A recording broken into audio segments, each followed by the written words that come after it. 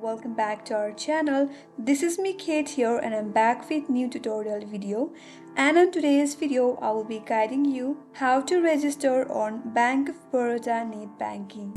So without any further ado, let's get started with this video. First of all, on your desktop, open up any web browser that you are comfortable with. Here I'm going with Google Chrome, and on the search URL type in bankofbaroda.in. Once you press enter on your keyboard, that will take you to the official website of Bank of Baroda. Now, in order to register, head over to the upper right corner of this interface. There you will get login button. Click on login. From this box again, click on Bob World Internet India.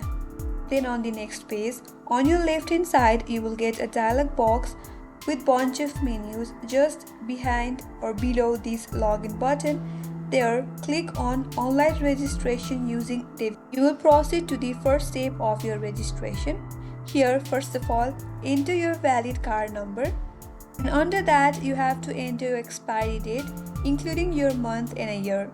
Once you're done with that, behind that, enter your 4-digit ATM PIN, and once you do that, type in the characters as shown in an interface for your verification. Once you do that, click on validate, and on the next page you will receive an OTP code on your device or on your mobile number. You will be able to create your user ID and password.